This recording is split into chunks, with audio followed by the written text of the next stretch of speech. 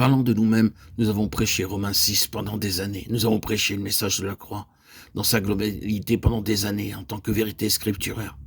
Et vous n'auriez pas pu remarquer que la doctrine de la croix était alors mal prêchée. Mais l'application pratique de tout cela ne s'était pas alors manifestée. Le moment est venu où le Seigneur nous a confrontés avec les applications de Romains 6. C'est comme si on n'avait rien su de Romains 6 quand nous avons été confrontés avec sa vraie signification. La chose est si énergique, si puissante qu'elle nous a terrassés. Il y a une telle différence entre la doctrine de la croix et son application. Quand cela a été dévoilé et a agi en nous, nous avons été conduits à voir que le Seigneur nous avait inclus dans la mort de Christ, non seulement comme pécheurs, mais comme hommes, avec chaque parcelle de nos capacités naturelles, de notre habileté naturelle, même pour prêcher l'Évangile, qui était prêché avec des capacités naturelles, et de tout ce qui était utilisé dans le service chrétien en tant que ressources propres, de toute la panoplie de nos ressources, que ce soit du domaine intellectuel ou de tout autre domaine. Le Seigneur nous a conduits à voir que tout était inclus dans la mort de Christ et que tout doit procéder de lui-même dans une nouvelle création. C'est la loi du serviteur du Seigneur, comme le Seigneur Jésus lui-même a dit. Je ne fais rien de moi-même. Tout maintenant vient de Dieu. C'est une vie de totale dépendance de lui pour toute chose. Quand cela a été appliqué de manière pratique, cela signifiait un bouleversement énorme et pendant un certain temps, c'était la mort à l'égard de tout. C'était la fin.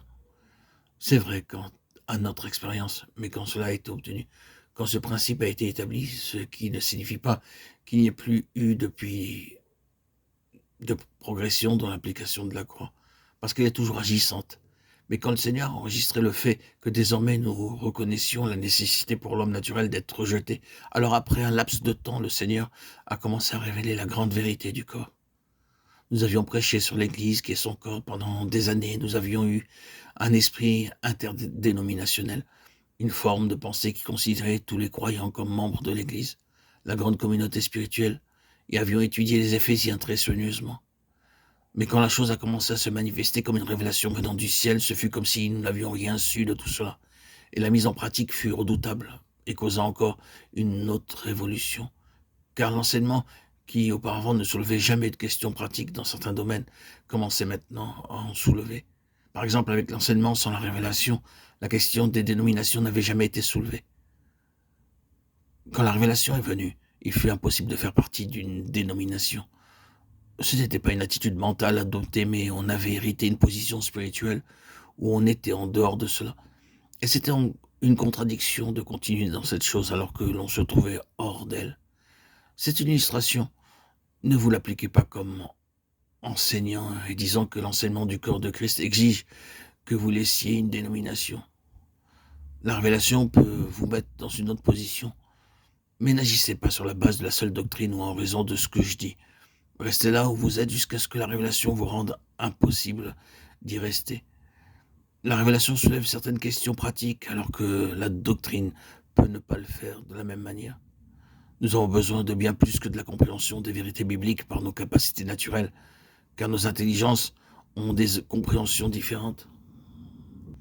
Ce qui est fondamental pour le corps de Christ, c'est une révélation et une application de la croix. C'est quand l'homme naturel de la chair est exclu, mis de côté, frappé, que le terrain est préparé pour la véritable connaissance spirituelle du corps de Christ. Car le corps de Christ ne peut pas exister et fonctionner avec la présence de l'homme naturel. C'est la nature du corps de Christ. L'homme naturel est entièrement mis de côté. Et disons de nouveau que la révélation du corps est basée sur une révélation et une application de la croix. C'est alors que le corps devient la sphère de l'activité de l'Esprit Saint. La petite expression « comme il a voulu » se trouve dans 1 Corinthiens 12, 18, et ainsi il nomme, il fait des dons, il équipe comme il veut, impliquant la complète liberté, la liberté sans restriction de l'Esprit Saint. Si l'Esprit Saint est restreint, le corps est limité dans la même mesure pour réaliser l'appel divin et l'accomplissement du but divin de son existence. C'est seulement la liberté sans restriction de l'Esprit Saint qui peut produire une juste présentation, le bon fonctionnement et l'activité appropriée du corps, parce que le corps est la sphère de l'activité de l'Esprit Saint. Il est sa représentation.